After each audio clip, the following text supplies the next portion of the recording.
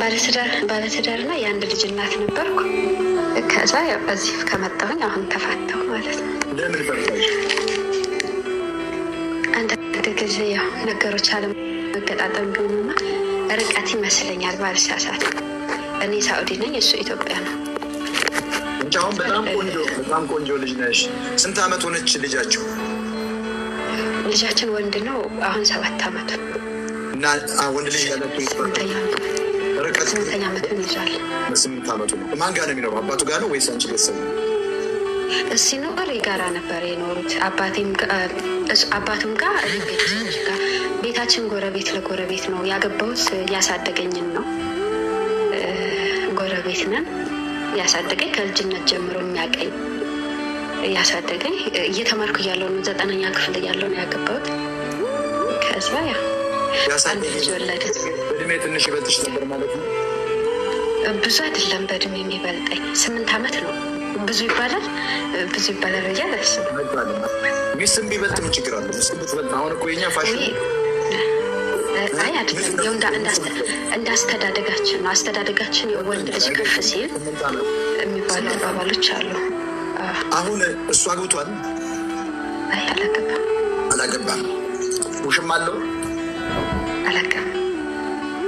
አትዋሺ፣ ላሳርቃችሁ። አላውቅም አለው። ሰምተሽ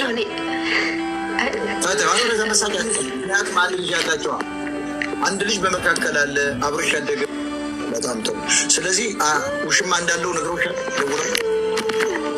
እኛ በዚህ አይደለም የተጣላ ነው፣ በራሳችን አለመግባባት ነው። አንቺ ተጠራጥረሽ ታውቂያለሽ? አላውቅም። በጣም ነው የማምነው። ታዲያ ለምን ትፋታለሽ? አለመግባባት። ገንዘብ ሲገኝ አንዳንድ ጊዜ ገንዘብ ምን አለ መሰለክ፣ በድህነት ገንዘብ ስታገኝ አይደለም። ገንዘብ ሲገኝ ማለት ታዲያ ምንድን ነው?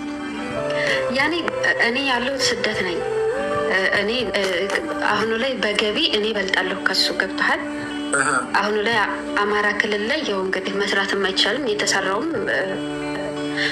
በሰዓቱ የሚሰበሰብበት ወቅት አይደለም። ሸዋንን አጣዬን ካወቅኩ እንግዲህ አጣዬ ብዙ ጊዜ ተደጋጋሚ ክስተት የሚከሰትበት ቦታ ነው። የእኛም ማጀቴ ደግሞ እንደዛው አንድ ጋ ነው። አጣዬ ሲፈጠር ማጀቴም አብሮ ነው ነገሮች የሚፈጠሩት። እና ያው በነገሮች አለመግባባት የተሰደድኩትም ህይወትን ኑሮን ለማሸነፍ ነው። 6 አመት አብረን ኖረናል። ልክ 7ኛ አመታችን ወደፊት ሆኖ ነው ወደዚህ ልጄ 2 አመት ከ3 ወር እያለ ነው ስደት የመጣሁት። ከዛ ያው ለቤተሰቦች ቀን ቤተሰቦች ጋር ይውላል፣ ሌሊት አባቱ ጋር ነበር የሚያለው ልጃችን። ከበለጥሽው እኔ ግራ ገባኝ። አንቺ በኢኮኖሚ ከበለጥሽው አንቺ አላባረርሽው። ታዲያ እሱ ወይ ከአንቺ በልጦ ምናልባት አንቺን አልጠብቅም ምናምን ብሎ ሊሆን ይችላል ብዬ አስቤ ነበር። ታዲያ አንቺ በኢኮኖሚ ከበለጥሽው አንቺን ለምንድን ነው መፍታት የሚፈልገው? አለመግባባት። እኔ እንግዲህ እሱን ከሱ በኩል ገንዘብ አንቺ ልጅ ነበር በቶሎ አንቺ ከማለቱ በፊት እኔ የተሰደድኩት ራሱን ችሎ ለዓላማ ነው። ገብቶሃል? የተሰደድኩት ለአባቴ አይደለም ለትዳሬ ነው። አባቴ ገበሬ ነው።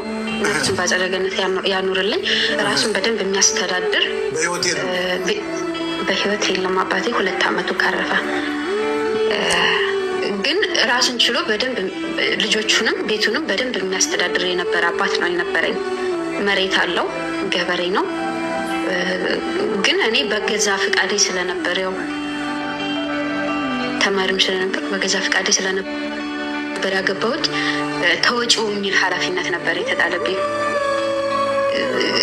እነኛ ነገሮች አብረን ሆነን ብዙ ታገልንና 6 አመት አብረን ኖርን። ከዛ ነገሮች ሁሉ የምንለውጥ አልሆን ሲል እኔ ወደ ሳኡዲ መጣሁ ልጄን ትቼ። ከዛ ያው እየሰራን እንግዲህ ማድረግ ያለብኝ ነገር የልጅነቴ እኮ ነው። መምህሬ ነው፣ የህይወት መምህሬ ነው። እሱን አለመውደድ አልችልም። ላስታርቃችሁ። አልታረቅም። በውስጥ መስመር ላኪን ኢየሱስ ስል አልታረቅማ ይደለሽ እንደዚህ አይደለም። ለምን መሰለህ? ምን አለ መሰለህ? እኔ እንደማዳምጪ እኔ ስሚ እኛ ከአንቺ በልጠን ወይም ከአንቺ ችግሩን አውቄያለሁ፣ እንደምትወጂ አውቄያለሁ ከአይንሽ ሁሉ። ትልቁ ደግሞ የ7 አመት 8 አመት ልጅ አላችሁ። ሁለተኛ በልጅ ያገባሽ ባለሽ። ስለዚህ ስደት ብዙ ነገር ያደርጋል። እውነት ነው፣ መራራቅ ይኖራል። የኢኮኖሚ ችግር ነው፣ ሁሉንም እያሰድ ነው። ስለዚህ እኔ አሁን የምነግርሽ ሌላ ባል እኳ ብታገቢ ለገንዘብሽ ብሎ ነው የሚያገባሽ። ይህን ማወቅ አለብሽ። ይህን ባል ግን ብትታረቂው ለገንዘብሽ ብሎ አይደለም የሚመልስሽ። ለምን? አንደኛ የልጅነት ሚስቱ ነሽ፣ ሁለተኛ አንድ ልጅ አላችሁ፣ ሶስተኛ መራራቅ ነው ያመጣው፣ ሶስተኛ ደግሞ የኢኮኖሚ ችግር ነው። አሁን ግን እሱም በርትቶ መስራት አለበት፣ አንቺም በርተሽ መስራት አለብሽ። ብዙ አመት ደግሞ እዚያ መቆየት የለብሽም። በቀጥታ መመለስ አለብሽ። የተወሰነ ገንዘብ ይዘሽ እንደገና ትዳራችሁን መቀጠል አለባቸው።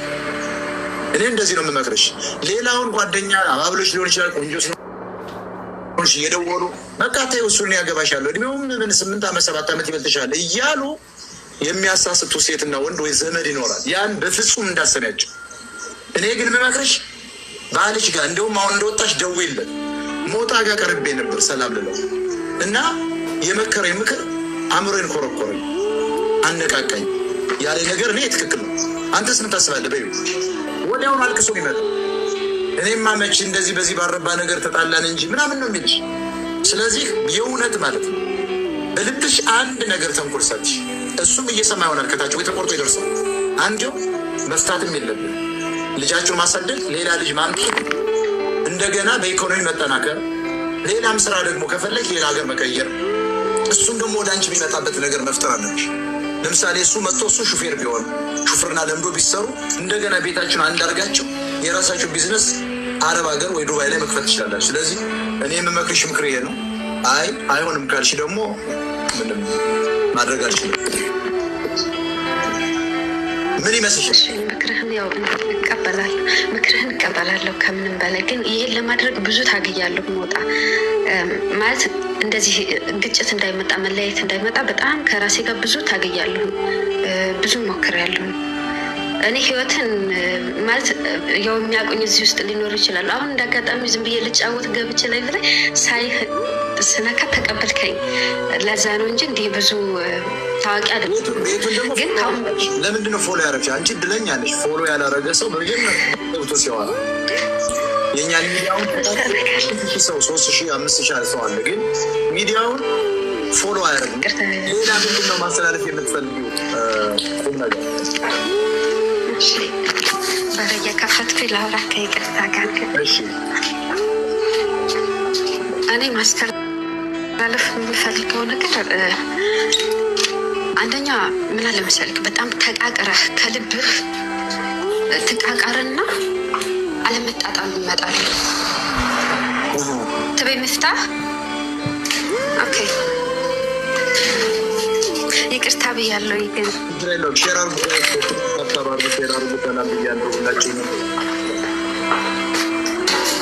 ሄና አንድ ልባብ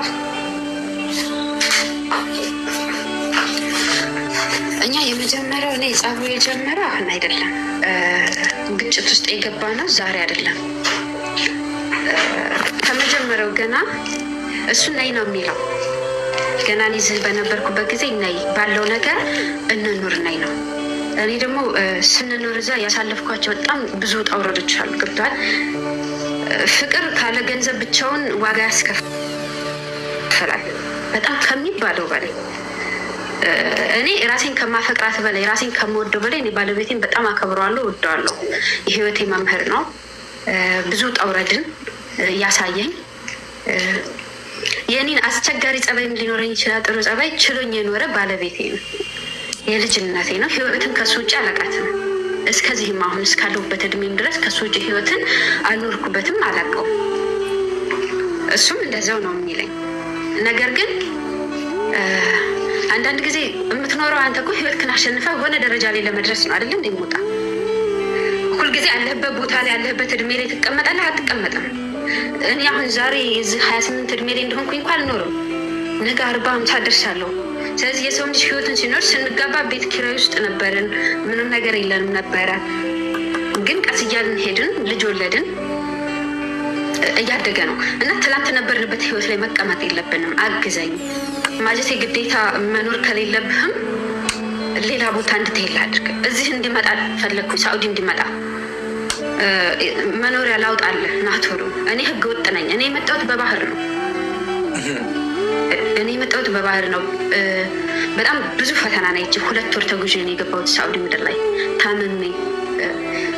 ምክንያቱም ማጠበው ልጄ ነው ትቼ የመጣሁት። 2 ዓመት ከ3 ወሩ ነበር ልጄ። እኔም ገና 20ዎች ውስጥ እየገባሁ ነበር በዛ ጊዜ። ስለዚህ ያ ልጅ ነው ትቼ የመጣሁት። የልጅ ናፍቆት አለ፣ የቤተሰብ ናፍቆት አለ፣ ብዙ ነገሩ ጠውረዶች አሉ። ግን እነዛም ሁሉ ችዬ የተሰደድኩት ለአባቴ አይደለም ለባለቤቴ ነው። እኔ በአንድ ነገር አምናለሁ። እኔ ከምስቅ እኔ ከማምር በላይ እሱ አምሮ እሱ በቃ የሆነ ደረጃ ደርሶ ማየትን ነበር የምመኘው። በቃ ፍቅር ይሄንን ነው። ከአንተ በኩል ብቻ መስጠትክን ነው የሚመለከተው። ግን ያልፋቴ ያልሆናል እና በቃ ሁሉ ነገር እንዳልሆነ ቆጠረና ከሱ በኩል ነገሮችን ሁሉ አዞራቸው። አሁንም ስለሱ ክፉ ምንም ነገር ልል አልችልም። ግን በባዶ ነው የቀረሁት። እኔ 5 ዓመት የሰራሁበትን ነገር ሁሉ ሰጥቼዋለሁ። ገንዘቤን ሰጥቼዋለሁ። ሁሉ ነገሬን ሰጥቼዋለሁ። ከዛ የልጄ 7 ዓመት ነሐሴ 10 ነበረ እና ለ7 ዓመቱ ለልደቱ ደርስልሃለሁ ብዬ ቃል ገባሁለት ለልጄ። ከዛ እቃ ለቤት ውስጥ የሚያስፈልጉ እቃ ምናምን ካርጎ አደረግኩኝ ላኩኝና ነሐሴ ላይ ልገባ ፕሮሰስ ጀመርኩኝ። ከዛ ፕሮሰስ ጀምሬ ልገባ ስነሳ ቤቱን ፊኒሽንግ ጨርሰው ነበር። ቀለም ኮርኒስ ምናምን በጅብሰም ነው የሰራው። በጣም የሚያምር ቤት። ከዛ በኋላ ፊኒሽንግ ጨረሰና አንድ ጥያቄ ጠየቅኩት። በህይወቴ እኔ ጠይቄው አላውቅም። ገንዘብ የምትሰራው የት ነው የምታመሸው ምናምን በቃ አላውቅም። እኔ ህይወትን ሀብዬ የጀመርኩት ከሱ ጋር ነው። ማምላክ በምታውቀው አሁንም ከሱ ውጭ ህይወትን አላውቃትም። ወንድንም አላውቅም። እቅፍንም ቁጣንም መኖርንም የማውቀው እሱም ብቻ ነው ከ10ዎቹ ጀምሬ። ስለዚህ እሱን የማላምንበት ምንም አይነት መንገድ የለኝም። በጣም ነው የምወደው። እናትና አባቴን እንኳን የእሱን ያክል አላምናቸውም። ማለት በጣም ነው የማምነው። ራሴን የማምናትን ያክል ይሄ ምንም ደብቄው አላውቅም። ምንም በቃ አሁንም እንደዚህ ተጣልተን እንኳን እኔ ሞቼ እሱ ይኑር የሚል ስሜት ነው ያለኝ። ገብቶሃል? ፍቅር ራስ ወዳድነት እንድትሆን አያደርግህም። ለዛ ሰው ደስታ መኖርን ብቻ ነው የሚፈልገው። እና ባጃጅ የገዛሁለት በመጣሁ በአመት ከምናምን አካባቢ ነው። የመጣሁበትን ዕዳ ሳልከፍል ነው ባጃጅ የገዛሁለት። እና በቃ አሁን በባጃጅ እየሰራሁ ቤቱን ፊኒሽንግ እሰራልሻለሁ አለኝ ማለት ነው። ከዛ አንቺ ለእጅሽ የሚይዙን ይዘሽ ትመጪና ሱቅ ከፍተሽ ትኖሪያለሽ አለኝ። እሺ አልኩት። ከዛ ባጃጅ ያዘ። ጦርነትም ስለሆነ ብዙ መስራት አልቻለም መሰለኝ። ግን ከሱ ጋር ባጃጅ ይገዙ፣ ቤታቸውን ማኔጅ እያደረጉ ቤታቸውን እያስተዳደሩ ነው። ገብተሃል? ከዛ አልጠይቀውም ምን ሰራ በባጃጅ ምን ገቢ ያገኘ ምናምን አልልም። ብቻ ከጦርነት መትረፉን ነው የምጠይቀው። እንዴት ናችሁ ዛሬ ደህና ናችሁ ወይ ተረፋችሁ ወይ? ይሄን ብቻ ነው ሁሌ የምጠይቀው። እና ግን ልገባ ክረምት ላይ ልገባ ስል እቃ ካርጎ አድርጌያለሁ ብያለሁ። የሴቶች እቃ ይሁን የወንድም እቃ ምናምን በቃ ካርጎ አድርጌያለሁ እዛ አስገባ ኢትዮጵያ እንዳይቸግረኝ ብዬ ለሱም የሚገባ ሰው ሳገኝ እንኳ ከዚህ ከሳውዲ ወደ ኢትዮጵያ የሚገባ ሳገኝ ለሱ ሽቶ እንዳይቀር፣ ሰዓቱ እንዳይቀር፣ ስልክ እንዳይቀር በቃ እሱ አእምሮን እንዳየው ነው የምፈልገው። አሁንም ማምላክ ካለች እሱ ደምቆ ደስታን ይስጠው። እኔ ደግሞ ሁልጊዜ ወደ ታች ልኑር። በቃ እኔ ልኑር፣ ግን ከእሱ ጋር መታረቅ አልፈልግም። እውነት የምነግርህ አባቴን በጣም ነው የምወደው አይደል? አባቴ ቢመለስ ከእሱ ጋር መታረቅ አልችልም። ይቺ የቆመችውን የሺ አየሃት ዛሬ በመድኃኒዓለም ቸርነት ነው። እና የምንጠየቅኩት እስኪ ከቻልክ አልኩት ወይ ሶፋ ወይ ፍሪጅ ወይ አልጋ አንድ ነገር ግዛልኝ። ይችን ነው እንግዲህ ይሄ ነው የጸባችን ትልቁ ዋጋ የሆነው። ልክ ክረምት ላይ ልገባ እቃውን ሁሉም ካርጎ አድርጌ ጠየቅኩት። እጄ ላይ ባዶ ነኝ። አሁን እቃ ስትልክ ብዙ ብር ይፈጃል። ምንም የላከው እቃ ብዙ ባይሆንም የ4 ወር የ5 ወር ደሞዝ የሚያዘብኝ እቃ። ከዛ በኋላ እኔ እጄ ላይ አሁን ብር የለኝም። ናይ ነው የምትለው። ስለዚህ እኔ ልመጣ ነው። ቤት አለን፣ አንተ ለእጅ የምትሰራበት ባጃጅ አለ፣ መሬት አለ። ከዛ ላይ ቀለብ ታመጣለህ። እኔ በቃ የምፈልገው ይሄ ሴት መሆን ማለት ወንድ ስለሆንኩ ምናልባት አይገባህም። እኔ አሁን ከአሁን በኋላ ይሄን እድሜን መሆን የምፈልገው የቤት እመቤት ሴት የሆነች ሴት፣ ባሏ ልጆቿን ማኔጅ አድርጋ የምትኖር ሴት፣ ለባሏ ዘውድ መሆን የምችል ሴት ነው መሆን የምፈልገው። እስከዛሬ በጣም ብዙ ውጣ ውረዶችን ስላለፍኩኝ አሁኑ ላይ እንደዛ አይነት ሴት ነበር መሆን የምመኝበት ጊዜ ነበር ይሄ። ከዛ እኔ ከአሁን በኋላ ራስክን እንድትችል ቤትህን ማኔጅ ማድረግ እንድትችል እፈልጋለሁ። ስለዚህ አግዘኝ። እኔ ደክሞኛል፣ በቃ ሰው የለኝም እና ደክሞኛል። አባቴን በጣም ነበር የምወደው። የሚያውቁኝ ሰዎችም ይኖራሉ እዚህ የማጀቴ ልጆች። አባቴን ከኔ በላይ ወደዋለሁ፣ አከብረዋለሁ። እና የአባቴ መሞት ቅስሜን ሰብሮት አልፏል። በቃ እንዳልነሳ አድርጎኝ አልፏል የአባቴ ሞት እና ያለኝ አንተ ነህ። አሁን ባሌም ነህ፣ ወንድሜም ነህ፣ ጓደኛዬም ነህ እና በቃ ተረዳኝ፣ ሰው ያስፈልገኛል፣ ተረዳኝ አልኩት።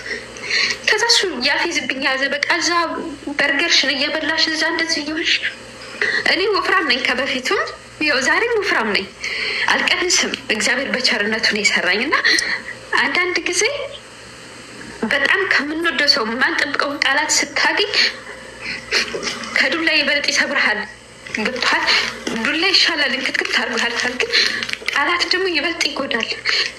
እኔ ራሴን ለመደበቅና ከአባቴ ሀዘን ለመውጣት ስል በጣም እደንስ ነበር፣ እጫወታለሁ። ግን ወይ አላለቅስም ብዬ ነበር። ምን ሆኜ ነው?